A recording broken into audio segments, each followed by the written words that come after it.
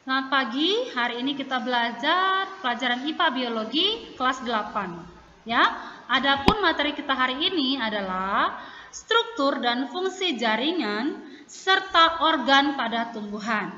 Di mana tujuan pembelajaran kita hari ini adalah peserta didik mampu mengidentifikasi struktur dan fungsi akar, batang, dan daun, dan memiliki sikap mandiri, kerjasama, dan percaya diri, dan selalu bersyukur kepada Tuhan Yang Maha Esa. Baik, sekarang kita mempelajari tentang jaringan. Kalau kita mempelajari jaringan, ada cabang ilmu yang mempelajarinya, yaitu histologi. Histologi itu adalah ilmu yang mempelajari tentang jaringan. Kalau kita mempelajari tentang jaringan, jaringan itu adalah sekelompok sel yang mempunyai asal, struktur, dan fungsi yang sama. Nah, jaringan pada tumbuhan itu ada dua. Yang pertama adalah jaringan meristem, yang kedua adalah jaringan dewasa. Mari kita pelajari satu-satu, ya nak. Baik, yang pertama adalah jaringan meristem. Jaringan meristem itu adalah jaringan yang aktif membelah. Jadi berdasarkan asal-usulnya, jaringan meristem itu dikelompokkan menjadi dua. Yang pertama adalah jaringan meristem atau disebut dengan meristem apikal. Ya, berarti dia merupakan perkembangan lebih lanjut dari pertumbuhan embrio terdapat di ujung, ya, ujung akar dan batang. Nah, aktivitas dari jaringan meristem ini mengakibatkan batang dan akar bertambah panjang. Baik, yang kedua adalah jaringan meristem sekunder. Berasal dari jaringan dewasa, yaitu kambium dan kambium gabus.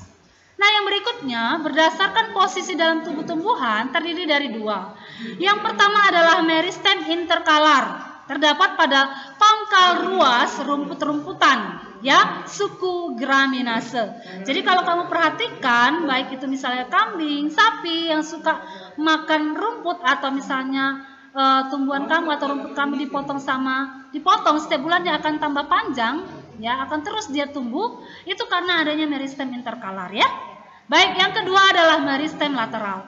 Meristem lateral itu terdapat pada kambium dan kambium gabus atau velogen. Baik, yang berikutnya adalah jaringan dewasa.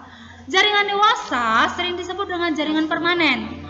Jadi dia sudah mengalami diferensiasi atau tidak mengalami lagi yang namanya pembelahan.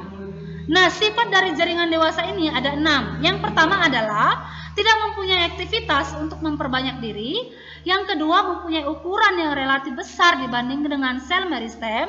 Yang ketiga, mempunyai vakuola besar. Yang keempat, kadang-kadang selnya telah mati.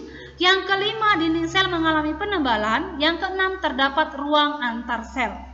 Nah, sekarang kita pelajari bahwa macam-macam jaringan dewasa ada 5. Yang pertama adalah jaringan epidermis, yang kedua jaringan parenkim, yang ketiga jaringan penyokong, yang keempat jaringan vaskuler, yang kelima jaringan sekretoris. Mari kita pelajari satu-satu.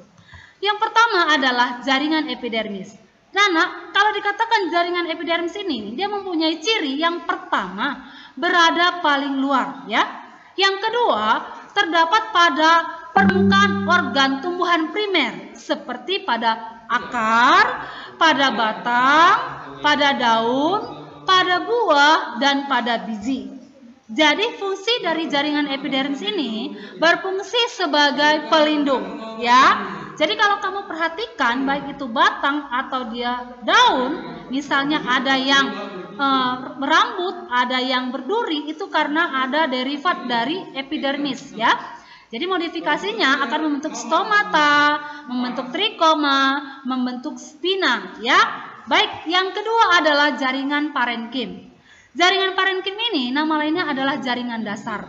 Nama lainnya adalah jaringan pengisi. Jadi ciri dari jaringan parenkim ini adalah yang pertama merupakan jaringan dasar, yang kedua terdapat hampir di setiap bagian tumbuhan, yang ketiga pada daun. Parenkim ini merupakan mesofil daun yang kadang berdiferensiasi menjadi jaringan tiang atau palisade dan jaringan bunga karang atau spons.